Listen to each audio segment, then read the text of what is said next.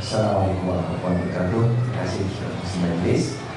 Tuan-tuan dan sekalian, di mana yang kita tahu bahawa bila akidah itu mantap, bila akidah itu wujud, maka akan berlaku kesan dia, ya. Bila akidah ini rosak, akan berlaku pula risiko atau kesan yang sebaliknya. Di sini kalau kita lihat, ya, apabila akidah sebuah umat itu rosak, ya, pertama akan berlaku disebut al-ma'isyatul bank, kehidupan yang serba derita, sengsara, ya, pembunuhan, ya, kerana soal kecil bercerai, kerana soal kecil, ya, tumbuk orang, serang bangunan orang, masuk dewan undangan, tunjukkan biadab, tak jadi macam manusia, buku macam samsing. Ini adalah kesan, ya, kesan daripada kebodohan atau kejahilan dan tidak ada akidah atau kurang kesan akidah. Jadi pertama, ya tuan-tuan, hujan akhir hidup jadi malam lebih teruk daripada pandang, ya, mengisahnya al-ma'isyatul. Ini kerana mereka tak mau ikut apa yang Tuhan. Ya, man a'rada an dzikri fa inna lahu ma'isyatan dhanka wa nahsyuruhu yaumal qiyamati a'ma. Siapa yang enggan menurut peringatan aku, dia akan hidup menderita sengsara, dan kami akan himpunkan di akhirat esok dalam keadaan buta. Mata dia buta, dunia mata dia jelek, sampai akhirat buta mata dia. Nasib malam. Pasal apa bukan? Dah Tuhan turunkan ayat Quran, dia tak tengok ayat, dia pergi bola je, sibuk bola, ayat tak tahu. Bisa je lah. Ini bukan saya marah orang tengok bola, tapi masih boleh tengok bola.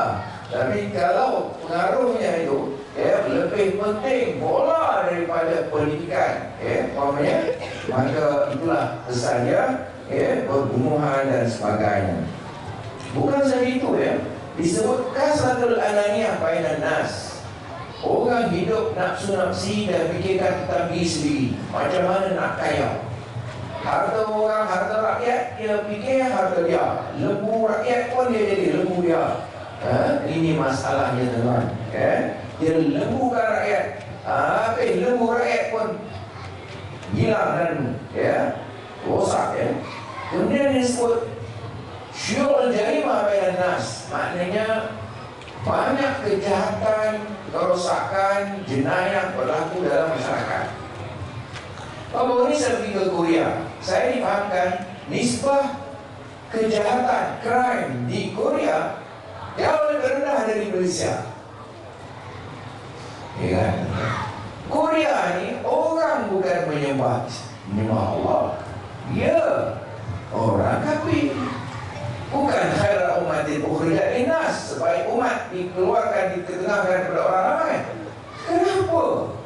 Dia lebih baik, lebih kurang jenayah berbanding Malaysia. Malaysia, sebab Allah ada Quran, pergi haji, pergi umrah, minum air Zam-Zam, banyaklah. Kurma pun dah telan banyak juga. Pasal apa? Ini tuan-tuan, ini menunjukkan bahawa Islam tak masuk dalam jiwa pemikiran rakyat. 240 juta atau 50 juta rakyat Indonesia yang memihak kepada parti Islam, hanya 30%, 70% sudah di-hijack, bawa lagi oleh siapa tak tahu. Macam mana emas dibawa lagi, tak tahu siapa. Betul tak? Ini masalah dia. Mana pergi 70%? Apa terbang hilang, tuan, tetapi hilang jati diri, hilang pegangan, hilang sikap Islam, hilang syakhsiyah Islamiyah. Dia menentang Islam. Ini masalah dia. Ya, tuan-tuan. Kemudian disebut fasadul mujtama', masyarakat puncak kacir, hancur. YB pun teruk. Bukan YB sini, YB tempat lain. Moi teruk pada webinar lah. Ya. Dan ini masalah puncak kacir masyarakat dengan segala rasuah, segala hakim-hakim botak. Hakim pun hakim botak. Bukan masalah botak itu.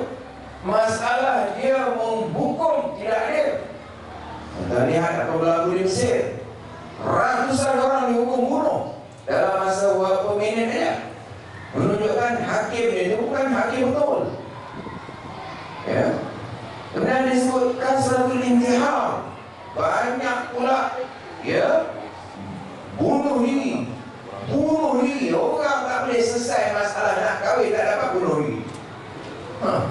Nak jadi menteri tak dapat bunuh diri.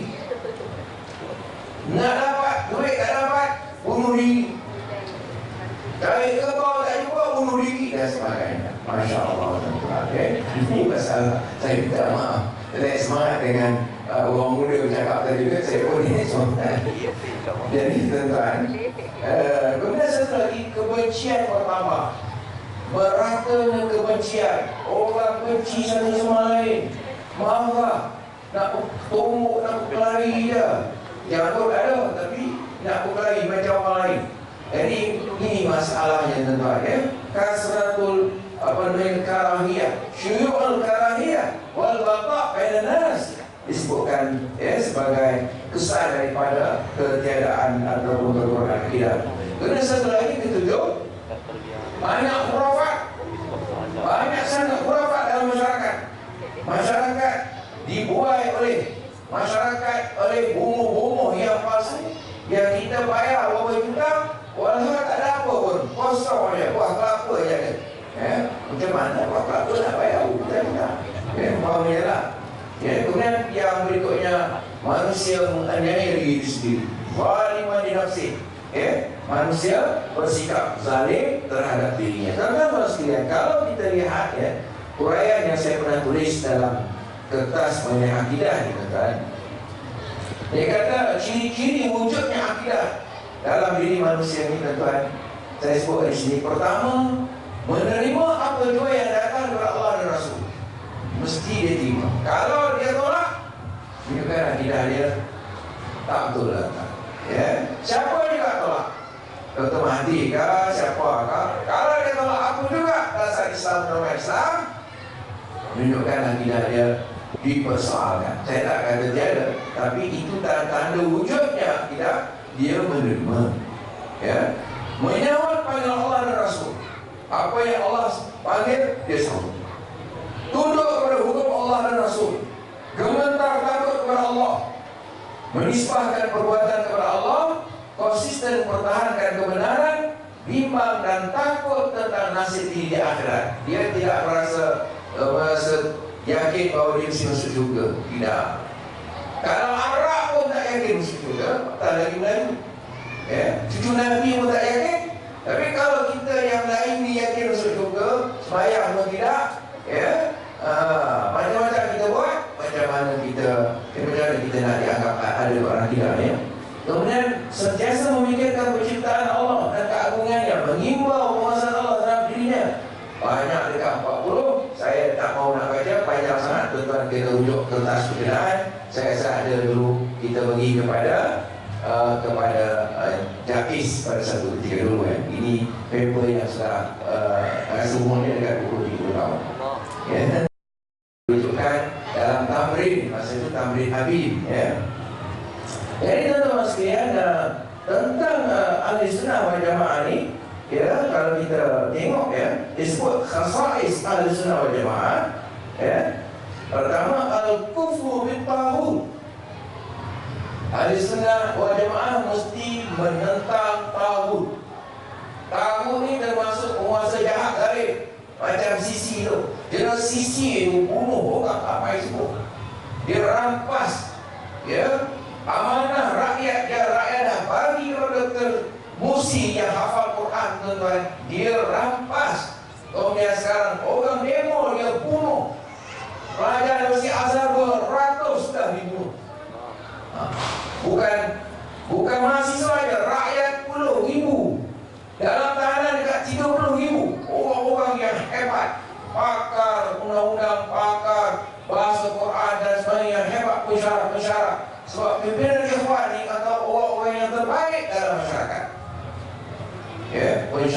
Syarah University lagi, terpaksa lagi. Termasuk yang lagi adalah yang datang di sini baru-baru ini, iaitu Syekh Ustaz Agung Persatuan Ulama Ahli Sunnah wal Jamaah. Terpaksa lagi di Mesir untuk dikata. Ini jumpa dia di sini untuk memberi kuliah atau berkuliah tentang bagaimana kita nak menyatukan umat yang berbunuhan ini. Kerana Sunni, Syiah dan sebagainya, macam mana nak buat? Dia orang alim. Dia kata kita tak perlu hidup fikirkan orang lama dulu. Pertarungan Ali, Muawiyah, apa semua ni apa kita nak fikir? Dia dah tak ada lah. Kita kena fikirkan kita punya kehidupan hari ini. Jadi masalah ni kata kita punya pemikiran dia dikotakkan dia orang yang tak tentu arah dan kita pun terikut-ikut dengan trend itu. Ya, yang pertama dia kata al-kufru bil-taghut, wa man yakfur bil-taghut wa yu'min billahi faqad istamsaka bil 'urwatil wuthqa. Ini ayat yang selalu kita baca dalam kita berwi ya. Selalu baca.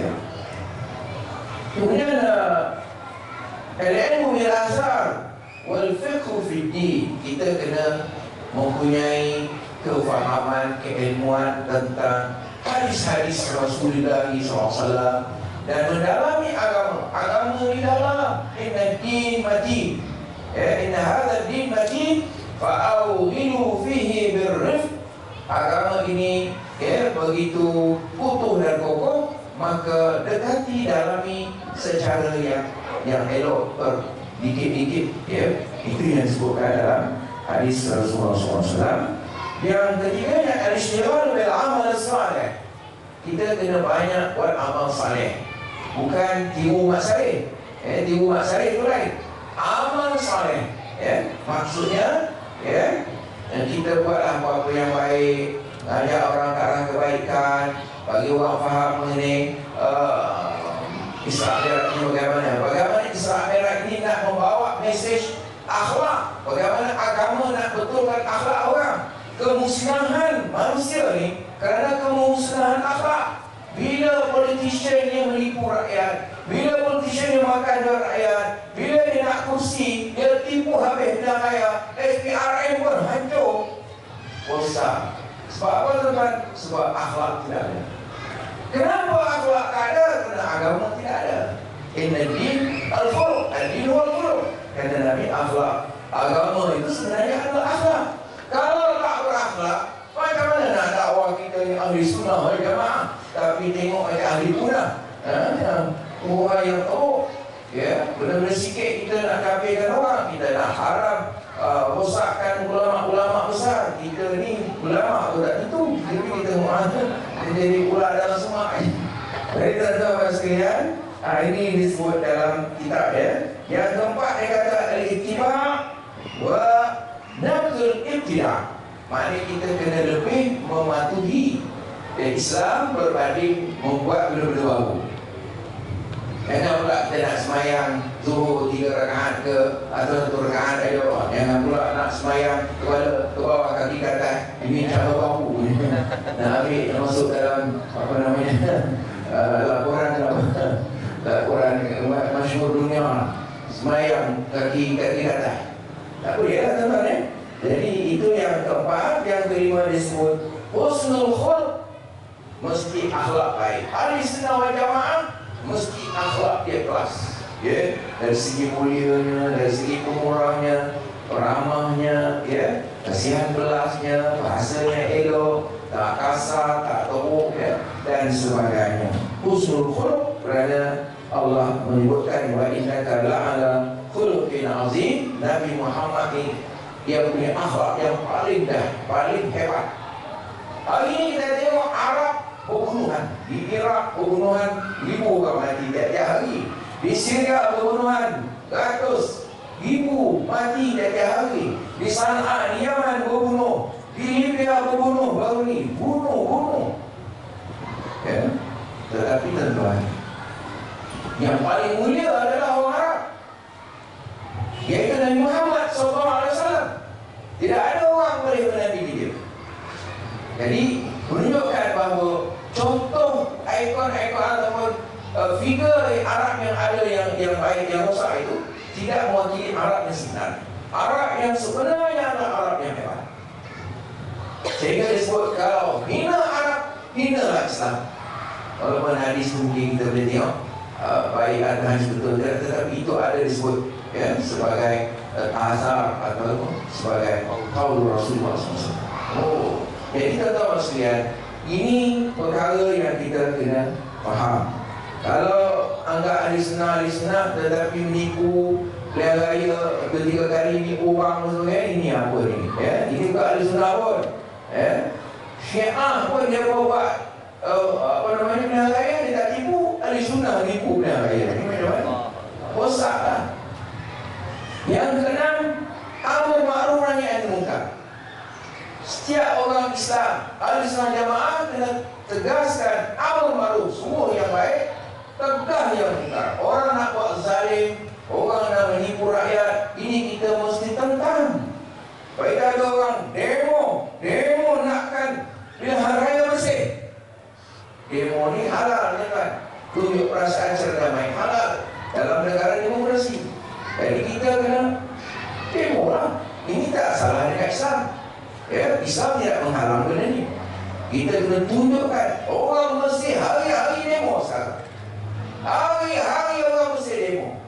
Dia menunjukkan bahawa apa tuan-tuan? Semangat juang mereka sangat kental. Dan kerana apa? Kerana mereka berada di sekitar Baitul Maqdis. Kitaran sekitar Baitul Maqdis itu bukan hanya beberapa kilometer, tapi mungkin sampai ke Mesir. Mesir adalah negara yang menentang musuh-musuh Islam yang banyak. Ya, sejak zaman Salibi, zaman Tatar, zaman Mongol apa semua itu, Mesir lah tempat mereka hancur. Jadi Mesir adalah negara yang hebat. Hari-hari demonstrasi tentang kerajaan kudeta, kerajaan rampas kuasa yang cuba menjadi ya, Firaun baru. Jadi teman-teman sekalian, kita ini kerana Tuhan sebut watakum minkum ummatan yad'una ilal khair. Hendaklah kalian menjadi umat yang mengajak kerana kebaikan, ya. Dan yang ketujuhnya al-wahdah wal i'tilaf, kita kena bersatu berpadu bersama atas dasar Islam. Kita kena berpadu atas Islam, bukan atas dasar Melayu. Kerana inna dina indallahi Islam dan bukan inna dina indallahi Melayu. Betul teman? Betul? Tak ada ayat inna dina indallahi Melayu, tidak. Inna dina indallahi Islam, atas dasar Islam kita bersatu. Yang lain boleh tolak. Jadi tuan-tuan sekalian, itu yang ketujuh. Saya rasa cuba tujuh dulu. Kalau tak cari ni memang ada banyak. Saya rasa saya dah tulis 40 ciri. Itu ketujuh rujuk tulisannya yang telah kita adakan. Selamat datang. Assalamualaikum warahmatullahi wabarakatuh. Terima kasih banyak Fadil Ustaz di atas perkongsian tadi. Banyak ciri sebenarnya Ustaz ya. Semua tu kalau kita ikut cantik, sejahtera, akidah sejahtera rumah insya-Allah. Bicara tentang pilih-pilih Ustaz, teringat ada antara kalangan para guru kita juga yang memberi pesan. Islam ini bukan macam makan buffet kat hotel. Boleh pilih-pilih mana kita suka. Ada macam yang lain lah, ambil macam ini. Ada nasi ungkep lah kan. Itu je yang kita pilih. Jawa, Jawa. Jadi tak tadi kan. Jadi tak boleh pilih-pilih. Bila kita ini sudah beriman Allah SWT, insya-Allah usaha Allah yang macam Ustaz sebut tadi, yang diperintah oleh Allah SWT melalui persyaratan ataupun dan juga melalui lidah Nabi Muhammad SAW, itulah yang harus ikut insya-Allah tanpa ragu-ragu. Baik, kita sikit full time.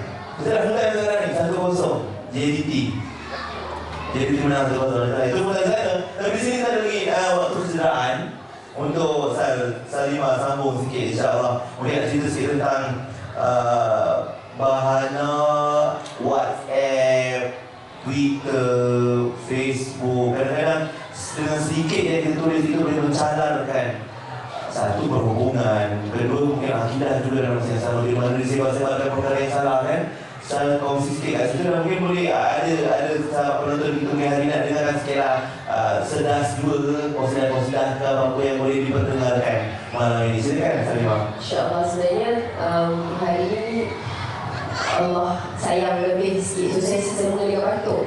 So insyaAllah dari atas permintaan itu tentang cabaran gadget sekarang ni yang apa sahaja dalam dunia ni dia ada setiap makhluk tu, kalau guna dengan cara betul dapat manfaat. Guna cara salah, salah lah. Contohlah kita kata makanan sunnah kambing, bagus kan, bagus, baik untuk kesihatan dan sebagainya. Tapi cara kita makan tu pula, macam mana nak dapatkan halalan dan tayyiban, tayyib, nak dapatkan baik tu. Kalau nak kita makan kambing tu dengan keadaan kadar yang berlebih-lebihan sampai 4 pinggan dengan nasi biryani 3 talam, macam mana dapat baik dia? Tak dapatlah baik dia. Jadi gunakanlah dengan yang dimaksudkan, yang betul-betul nak dapat halal dan tayyib itu sendiri. Jadi untuk gadget ini sendiri, kita boleh dapat manfaat, banyak sangat manfaat sebenarnya, daripada Facebook, daripada blog, daripada Twitter, Instagram dan sebagainya. Banyak lagi media dan WhatsApp. Sekarang ni cuma masalah dia, semua orang tahu macam mana gunakan Facebook dengan cara baik. Semua orang tahu macam mana guna itu, kita share benda-benda baik. Saya suka gunakan orang yang bijak buat pahala. Orang yang dia bukan biasa-biasa, maksudnya dia biasalah semua orang buat. Contoh kita, saya keluar rumah, saya tutup aurat, saya pergi masjid, saya balik rumah, contoh. Tapi kalau saya orang yang bijak nak buat pahala, contohnya saya letak dekat Facebook, jom pergi masjid dengan kuliah Ustaz Zaki hari ni. Contoh, bukannya ambil gambar selfie letak kan. Kita ambil, kita ajak pula orang pergi ceramah, contohnya. Jadi dekat situ, setiap orang yang melangkah di masjid itu, insya-Allah kita dapat manfaat seperti mana dia pergi. Sama juga macam orang yang menderma, kan? Kita ni tak ada banyak duit sangat nak derma sampai 1 juta, sampai 2 juta ringgit. Tapi kita gunakan medium kita yang kita ada, Facebook, Twitter, Instagram, letak dekat situ. Jom sama-sama kita derma kepada Syria dan umat Islam yang memerlukan, kepada tabung Muslim Care. Sila like Facebook Muslim Care Malaysia, contohnya. Kalau saya tak ada 1 juta ringgit, tapi ada 1 juta orang yang setiap orang derma RM1, dapat 1 juta. Dan pahala yang saya dapat, insya-Allah sama macam orang yang derma. Ini kategori orang yang bijak buat pahala. Tetapi malangnya, kena terima hakikat, ramai orang bijak buat dosa. Macam mana? Bila terlampau banyak sangat kemudahan, kalau dulu-dulu orang nak mengumpat, kena keluar rumah, ketuk pintu orang. Agaknya tak zaman Ustaz Zaki muda kot. Kalau dibayangkan mengumpat tu, kena keluar rumah, kena jumpa face to face, kena cakap tentang rumah orang ni sekian-sekian, sifulan. Zaman sekarang tak payah. Satu office, satu kelas, satu jemaah, buat grup orang tu tak ada, sampai dia dekat mata, dia sebelah pun boleh tutup. Punya senang nak mengumpat zaman sekarang. Dan betapa senang nak buat dosa. Ini apa yang saya ambil daripada suami saya, Ustaz Syed Abdul Al-Jafri. Mengumpat ni bukan orang yang bercakap tu je dapat yang dikategorikan sebagai pengumpat, ya. Pengumpat ni termasuk orang yang dengar tu sekali. Oh ya ke? Tak tahu pula. Sebab kalau kita cakap duduk sorang-sorang dalam kereta, dia ni kan macam ni, tak ada pengumpat pun tak sangka tau. Cakaplah sorang-sorang. Tapi bila ada yang mendengar tu yang jadi mengumpat. Tapi budaya sekarang tak payah bercakap pun. Sebar je dekat Facebook, sebar je dekat WhatsApp, sebar je dekat blog, share. Bayangkan betapa ramai, dan komen pula, like pula. Bayangkan setiap komen, setiap like, setiap share kita tu, kita akan dipertanggungjawabkan di akhirat nanti. Setiap kita kadang-kadang lupa kita like apa. Artis yang sekarang bercerai, sudahlah baca kan gosip kadang-kadang kan. Saya pernah dengar kawan-kawan, kepada kawan saya, dia kata dia masuk office. Ini kebanyakan ni yang kerja makan gaji lah. Sebab pagi-pagi selalu tak crucial sangat. Macam kita kat IKIM, pagi-pagi crucial. Itulah nak trafik ni lah, nak cari paper lah, apa semua kelakar pagi. Tapi kebanyakan office pagi macam relax sikit kan. So pagi-pagi tu benda pertama, sudahlah pakai lettering office kan. buka Facebook, buka blog, cari artis mana bercerai hari ni, artis mana gaduh dengan suami dia, artis mana yang hari ni buat macam ni, artis mana yang kena gam hari ni, artis mana yang pakai seksi hari ni. Lepas tu dah cukup baca dekat situ, dah jadi pelompat fasa pertama, cerita pula dua orang. Oh ya ke, orang tu pula pergi buka, pergi share pula. Nampak tak betapa bijak dia buat dosa. Jadi dekat situ nanti takut-takut kita amal buat juga ni, sembahyang juga, puasa juga, pergi masjid nanti tak jaga benda-benda yang sepatutnya boleh mendatangkan pahala kepada kita, mendatangkan ganjaran kepada kita, tapi kita gunakan medium ini untuk menghapuskan pahala-pahala yang kita dah buat. Sebab saya tak salahkanlah, sebab tu kita sama-sama ingatkan semalam, ingatkan diri sendiri juga. Sebab syaitan ni, dia bukannya nak rosakkan kita apa yang sekarang dan apa yang dekat depan. Yang belakang-belakang pun kalau dia nak padam semua sekali. Termasuklah bila kita menyesal di atas kebaikan yang kita pernah buat. Jadi itu jaga-jaga, itulah momen di mana bermaksud syaitan berjaya goda kita untuk jauh daripada agama Allah. Jadi memang tidak mudah dalam zaman sekarang ni. Ustaz-ustaz pun, kalau dulu saya ni umur saya 26 tahun ni, kalau dulu kan asal dengar ustaz je kita pun percaya lah. Zaman sekarang ni ustaz mana, belajar mana, semua kena tanya sekarang ni. Sebab takut tiba-tiba kan Syiah, sekarang ni kan sesat, sekarang Al-Qadiani lah, apalah. Masya Allah. Jadi dalam keadaan genting macam ni, pegang-peganglah kuat pada tali Allah, dapat jemaah jangan tinggal, dan saling mengingatkan antara satu sama lain. Ingat balik, ikut susunan betul. Kalau terjadi dugaan apa-apa dalam hidup kita, kita cek balik, aku ni betul tak ikut apa Allah cakap, aku betul tak ikut apa yang Nabi suruh, aku taat tak pada suami, aku jaga tak mak bapak aku bayar tak zakat. Sebelum tanya dekat orang, cek dulu. Sebab kadang-kadang Allah tu dia tahu kita ni jenis yang kena ketuk sikit pun ingat. So cek balik, anak aku degil kenapa ni, oh rupanya aku yang tak jaga, aku buat sakit hati orang dan sebagainya. Aku sendiri tidak jaga apa yang masuk ke dalam mulut aku. Sebab apa? Inna Allah, dalam hadis Rasulullah SAW bersabda, Inna Allah Ta'ala tayyib la yaqbalu illa tayyiban. Allah itu baik dan tidak menerima kecuali yang baik. Jadi jaga-jaga daripada benda yang nak masuk kat mulut, sampailah, sebab dia akan menjadi darah daging. Itulah yang nak tengok hati kita tu kulit dia macam mana nanti.